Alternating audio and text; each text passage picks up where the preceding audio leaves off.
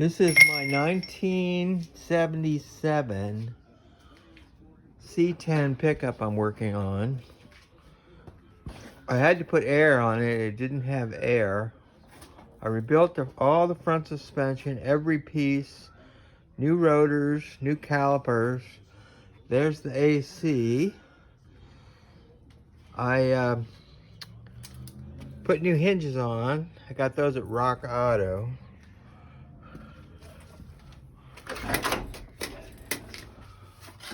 I put a separate fuse box and relays in here. You can see I put speakers in the doors and the stereo. Put that in. I painted the column. I totally rebuilt all my windows and all the tracks on those. This is a bed. This is an original short bed. It's not a cut up one. I tinted all the glass.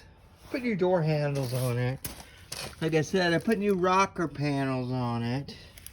Somebody had puttied over the gas tank, so I fixed those. But I lowered this 7 inches, and I put disc brakes on the back, and it's got, I don't know if you can see it, it's got Beltex sway bars on it, but it's got 700 R4 in it, which was a big part of why I bought it. I mean, it's not a bad, it's an okay truck. The last one I did was a much better truck to start with, but I wanted to build a lowered Chevy pickup instead of a, and you can see it's not too bad. It's a fairly decent looking ride. I'm pretty happy with it. I got to work on some other stuff next week, so I'm not going to be able to work on this thing, but it'll be a fun ride. I got to have exhaust done, which is going to cost me about $600, and I do have a roll pan for it. I painted this stuff today. This is actually off a newer model. I had to change the windshield wiper stuff.